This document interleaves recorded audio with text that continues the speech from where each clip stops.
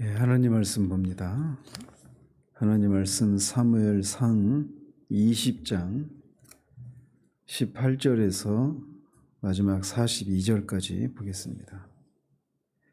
본문이 길긴 한데 이 사건이 하나로 이어지는 사건이어서 같이 살펴보도록 합니다. 18절에서 23절까지만 같이 읽겠습니다. 요나단이 다윗에게 이르되 내일은 초하루인즉 내 자리가 빔으로 내가 없음을 자세히 물으실 것이라. 너는 사흘 동안 있다가 빨리 내려가서 그 일이 있던 날에 숨었던 곳에 이르러 에셀 바위 곁에 있으라. 내가 관역을 소리함같이 화살 셋을 그 바위 곁에 쏘고 아이를 보내어 가서 화살을 찾으라 하며 내가 짐짓 아이에게 이르기를 보라 화살이 내 이쪽에 있으니 가져오라 하거든 너는 돌아올지니 여호와께서 살아계심을 두고 맹세하노니 내가 평안 무사할 것이요 만일 아이에게 이르기를 보라 화살이 내 앞쪽에 있다 하거든 내 길을 가라 여호와께서 너를 보내셨음이니라. 너와 내가 말한 이 일에 대하여는 여호와께서 너와 나 사이에 영원토록 계시느니라 하니라. 아멘. 지난번에는 요나단과 다윗이 여호와 앞에서 생명의 언약을 맺은 장면을 살펴보았습니다. 언약의 내용은 아버지 사울이 다윗을 죽이려고 하는 사실을 알게 되면 반드시 그것을 알려서 다윗을 살리겠다라고 하는 것과 또 다윗이 해야 될 일은 요나단이 살아있는 동안에 요나단을 죽이지 않는 것, 그리고 다윗의 그 모든 원수를 대적을 물리친 후에라도 요나단이 죽은 후에라도 이 요나단의 그 집안 사람들을 죽이지 않는 것, 돌볼 것, 이것이 언약의 핵심적인 내용이었습니다. 그런 내용을 통해서 요나단은 다윗이 이스라엘의 왕이 될 것을 이미 알고 그것을 하나님의 뜻으로 받아들이고 있는 이런 모습을 우리가 살펴보았습니다. 이어지는 오늘 본문은 요나단이 다윗에게 한 약속을 이행하는 그런 장면이 기록되어져 있습니다. 먼저 요나단은 사울이 다윗을 죽이려고 하는 것을 자신이 알게 되면 반드시 다윗에게 알리겠다 이렇게 말을 했지만 앞에 그 10절에서 보면 그것을 어떻게 나한테 알려주겠느냐 이런 우려를 했었단 말이죠. 그런 다윗의 우려에 대해서 답을 하는 장면이 먼저 18절에서 23절까지 기록되어져 있습니다. 그 방법이란 내일이 이제 초하루인데 월삭인데 다윗이 만약 그 자리에 참석하지 않으면 아버지 사울이 반드시 그 이유를 물을 것이다 라는 거죠. 다윗은 이미 중요한 인물이 되었으니까 말이죠. 그렇게 이유를 물을 건데 그 사흘 동안 이 전에 19장에서 사울이 다윗을 죽이려고 했을 때 그가 숨었던 장소가 있는데 그곳에 있는 에셀 바위 곁에 사흘 동안 숨어 있으라라고 말을 합니다.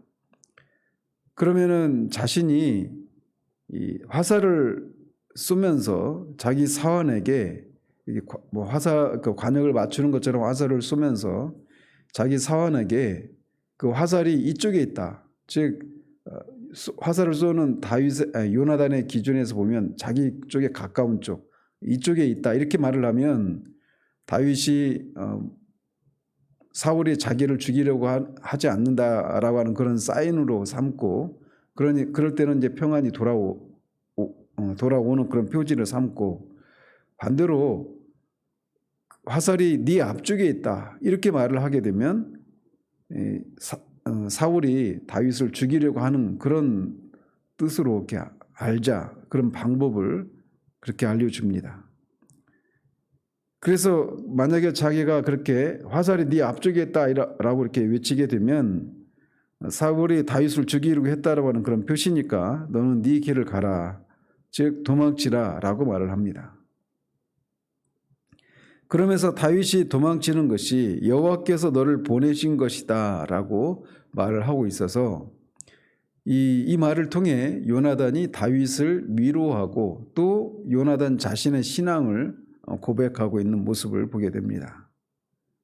어떤 면에서 위로를 하는 것이냐면 다윗이 사울의 이런 위협을 피해서 도망가는 것이 겉으로는 사울에 의해서 쫓겨나고 도망가는 것이지만 결국 여호와로 말미암은 것이다라고 다윗을 안심하는 겁니다. 안심시키게 하는 겁니다. 즉 겉으로 보면은 사울이 다윗을 죽이려고 하는 것이지만 그래서 그 사울의 위협을 피해서 도망가는 것이지만 결국은 여호와께서 그 일을 허락하신 것이고 그게 하나님의 뜻이다라고 말을 함으로써 다윗을 위로하는 겁니다. 또 죽음에 의한 위협에 처한 그런 다윗의 상황도 결국 여호와로 말미암은 것이어서 그런 과정을 통해 도망치는 그런 과정을 통해서 그것이 여호와로 말미암은 것이다라고 하는 이런 말을 통해서 그 모든 것이 하나님의 뜻에 의해서 이루어지는 것이다라고 하는 것을 말해주고 있는 것입니다. 그러니까 그런 고백을 요나단이 그런 여호와 하나님에 대한 그런 신앙을 고백하고 있는 거예요. 실제로 이제 우리가 살펴보겠지만 이 도망치는 이 길에 따라하면서 한 10여 년 동안 이렇게 도망치게 되는데 그 과정을 통해 하나님은 전적으로 하나님만을 의지하도록 다윗을 그렇게 훈련시키는 그런 과정을 삼습니다. 그리고 그에게 붙여진 그를 따르는 그런 사람들을 돌보는 그런 상황을 통해서 왕으로서 이스라엘 백성들을 돌보는 그런 훈련을 작은 규모의 그런 사람들을 통해서 그런 훈련을 시키시는 것이죠. 사실 사울은 그런 왕으로서의 그런 준비되는 그런 과정이 없이 그냥 그렇게 왕으로 세워지지 않았습니까?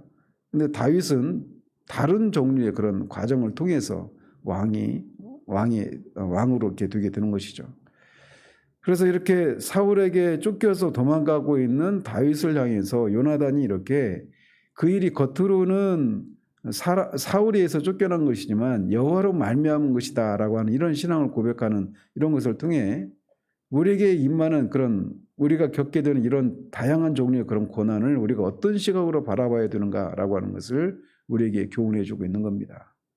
우리가 하나님의 섭리라고 하는 이런 교리를 우리가 알고 있다라면 우리를 둘러싸고 일어나는 일 중에 어떤 것도 우연히 일어나는 것이 없습니다. 겉으로 드러나는 그런 표면적인 이유 때문에만 우리에게 어떤 그런 고난이 우리가 원치 않는 삶이 펼쳐지는 것이 아니라는 거죠. 그 모든 것이 하나님의 섭리 가운데 일어나는 일이다라고 하는 그런 생각을 가지고 그저 보이는 어떤 표면적인 그런 어떤 원인만을 제거하려고 하는 이런 데서 벗어나서 그 뒤에 숨어있는 하나님의 섭리의 손길들을 바라볼 수 있는 그런 우리들이 되어야 할 것입니다. 그러면서 요나단은 자신이 방금 다윗에게 한 약속은 그 약속 사이에 하나님과 하나님이 우리 둘 사이에 영원히 살아계신다 이런 말을 통해서 이 자신이 다윗에게 한 말은 오직 두 사람만 알고 있는 비밀이다라고 하는 것을 말합니다. 이 비밀이 누구한테 새어나게 되면 다윗의 생명이 위협을 받게 되는 것이기 때문에 이것은 둘 사이만의 그런 비밀스러운 얘기다 이런 얘기도 하고 또 동시에 이 하나님이 계시다라고 하는 것을 통해 하나님 앞에서 맺은 언약이기 때문에 반드시 자신이 이것을 지키겠다라고 맹세의 성격으로 이렇게 고백을 합니다. 자, 그러면서 이어지는 24절에서 34절까지는 요나단이 사울이 다윗을 진짜 죽이려고 하는지 그 의도를 이제 파악하는 그런 과정을 기록하고 있습니다. 그 일은 다윗이 요나단과 약속에 따라서 들에 숨어 있고 요나단이 초하루 잔치에 참석하는 것으로 시작이 됩니다. 사울은 초하루를 지키면서 음식을 먹기 위해 앉아 있고 그 옆에 사울의 군대 장관 아브넬도 같이 앉아 있습니다. 그러나 이에 비해서 요나단은 서 있고 다윗의 자리는 비어 있다 이렇게 말을 하고 있습니다. 사울과 아브넬이 서 있고 사울과 아브넬은 앉아 있고 요나단은 서 있고 다윗의 자리는 비어 있는 이 모습은 어떤 상징적인 의미도 띱니다.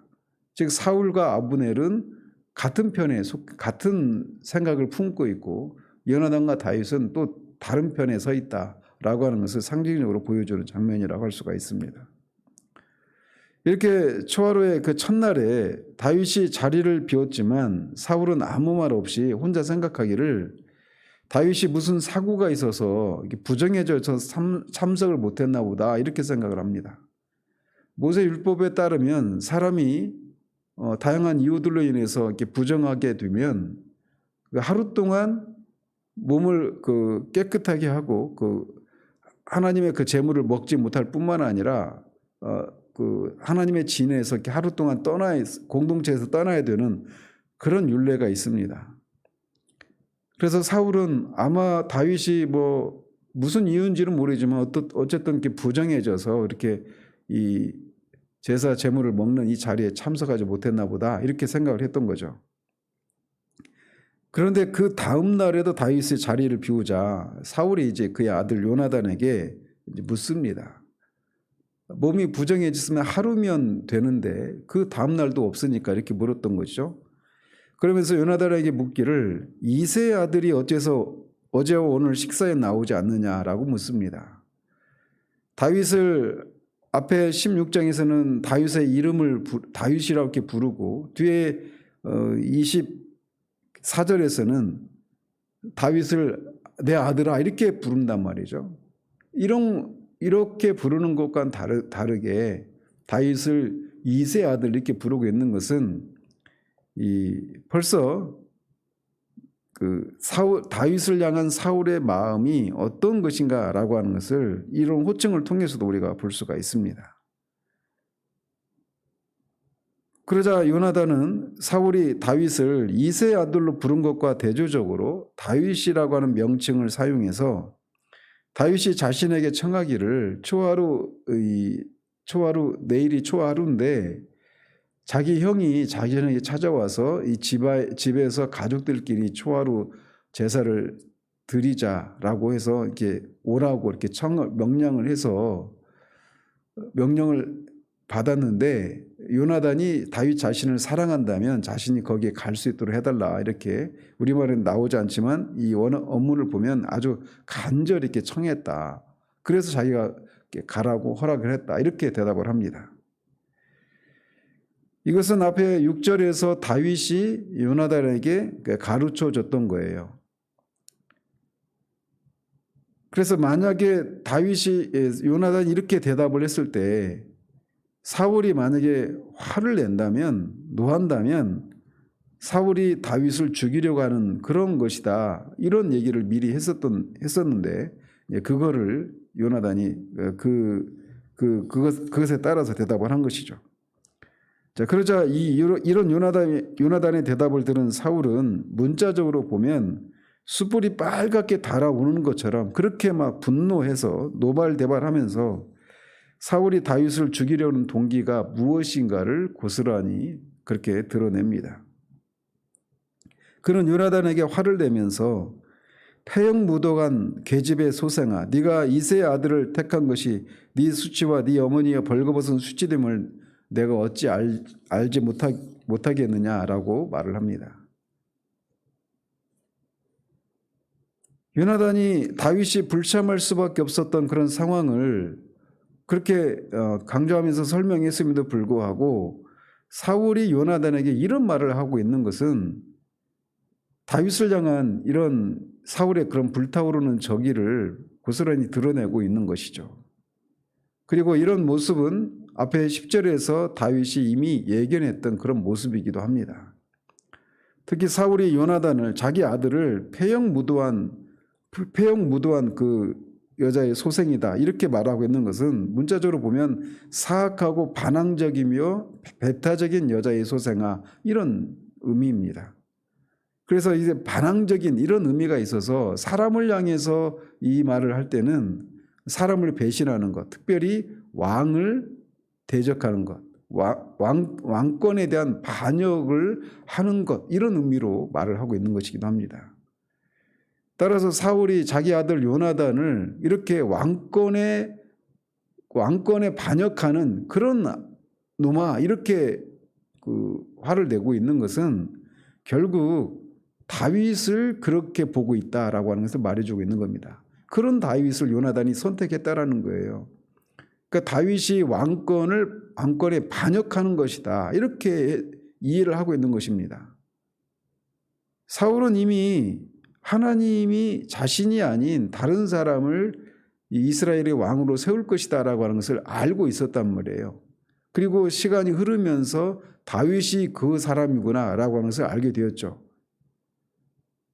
그런데 이 다윗을 이런 시각으로 보고 있는 겁니다. 하나님에 의해서 자신에 의해서 왕이 될 사람으로 이렇게 보지 못하고 자신의 왕권에 반역을 하는 그런 사람으로 보고 있는 거예요. 지극히 인간적인 시각으로만 보고 있는 것이죠.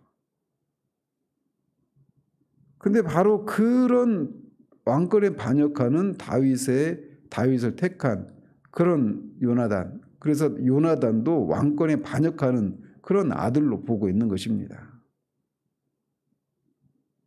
사울은 요나단이 다윗을 택한 것이 요나단과 그의 어머니의 수치가 될 것이다 라고 하면서 2세 아들이 이 땅에 사는 동안 요나단, 너와 네 나라가 든든히 서지 못할 것이다 라고 말하고 있는 것입니다. 이런 말도 똑같은 얘기죠. 그래서 다윗을 죽여야만 요나단, 네가 비로소 내 뒤를 이어서 왕이 되고 네 왕권이 계속 이어져 갈 것이 아니냐, 이런 얘기를 하는 것입니다. 이것을 통해서 결국 요나단에게 이 요나단을 자극시켜서 이 자신의 그런 다윗을 죽이려고 하는 계책에 요나단을 동참시키려고 하는 그런 뜻으로 이렇게 얘기를 하고 있는 것입니다.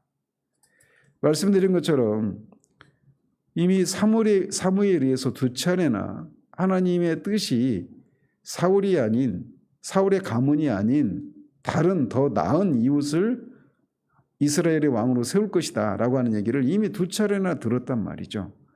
그런데도 그것이 하나님의 뜻임에도 불구하고 사울은 하나님의 뜻에 도전하고 있는 것입니다. 하나님의 뜻에 도전하는 사람이 하나님의 뜻이 무엇인지 명백히 알매도 불구하고 그것에 도전하는 사람의 결말이 결코 행복한 결말이 안 된다라고 하는 것은 사울의 이런 초부의 그 비참한 결말을 통해 우리에게 말해주고 있는 것이기도 합니다.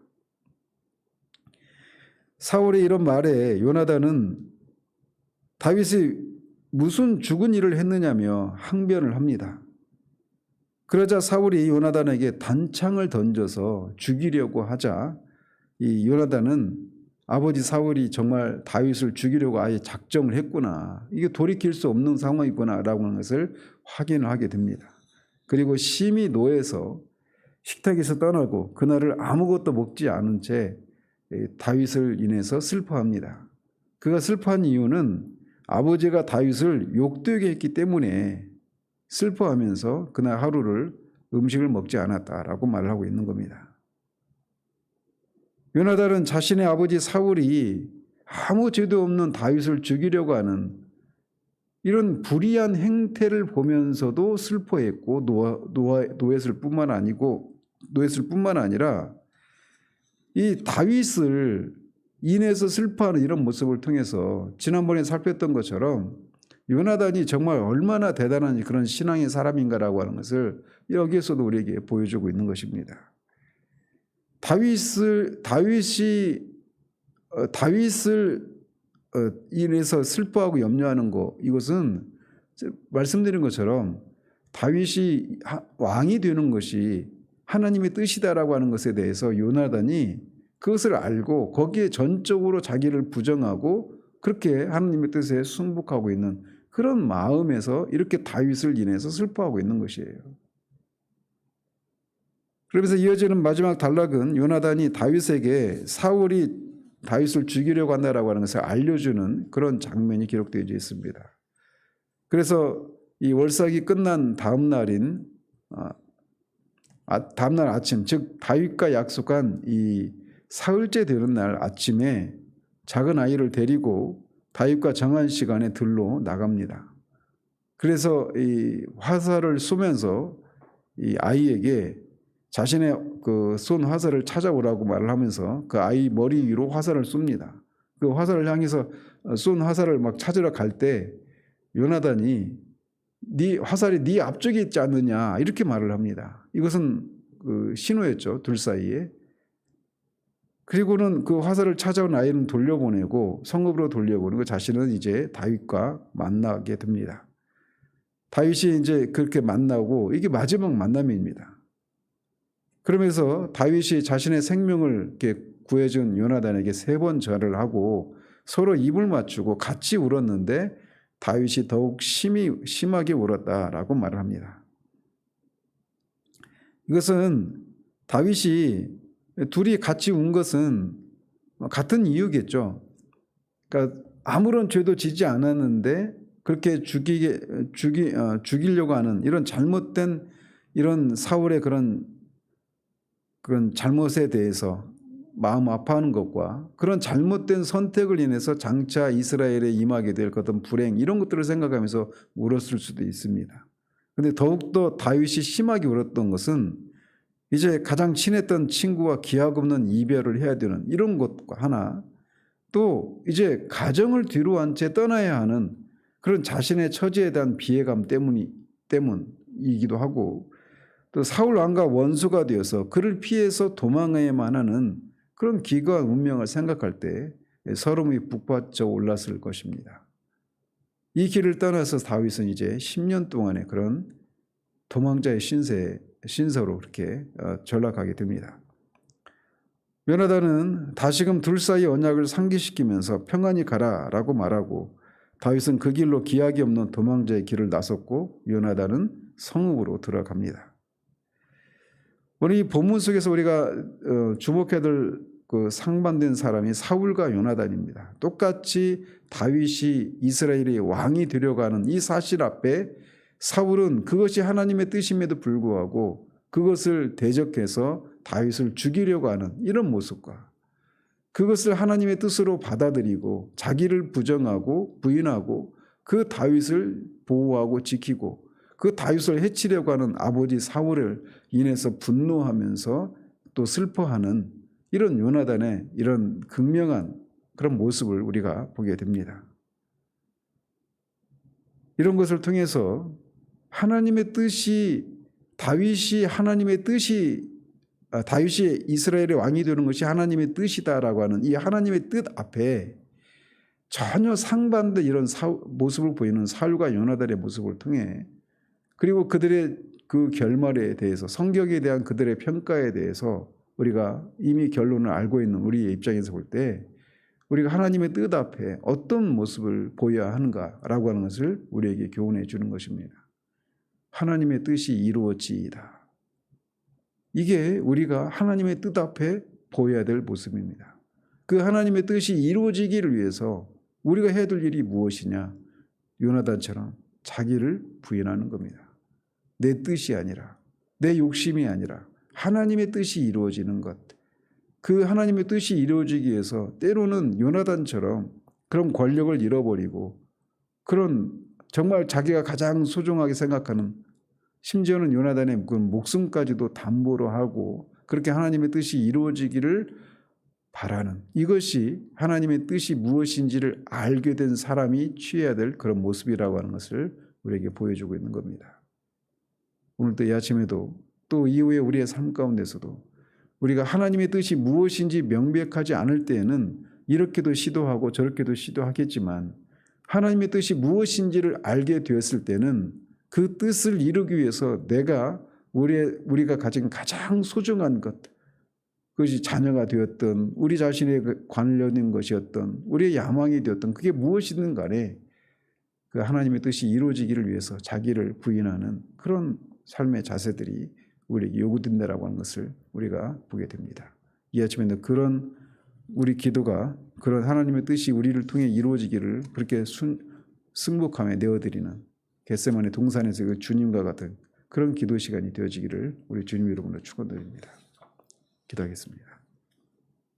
하나님 아버지, 하나님의 뜻이 무엇인지 분명히 알고 있는 사울과 요나단이 그 하나님의 뜻 앞에서 전혀 상반된 모습을 보여주는 모습을 우리가 살펴보았습니다.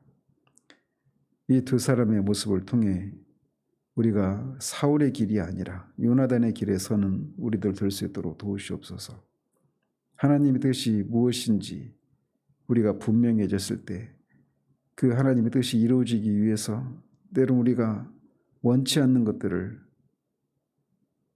선택해야 되고 또 우리가 원하는 것을 포기해야 되는 그런 상황이 오게 될 때 기꺼이 요나단처럼 또 요나단이 예표하고 있는 우리 주님의 그 겟세마네 동산에서의 그 모습처럼 내 뜻이 아니라 아버지의 뜻이 이루어지기를, 하나님 아버지의 뜻이 이루어지기를 위해서 기꺼이 우리 자신을 내어주는 그런 우리들 될 수 있도록 우리를 도우시기를 원합니다.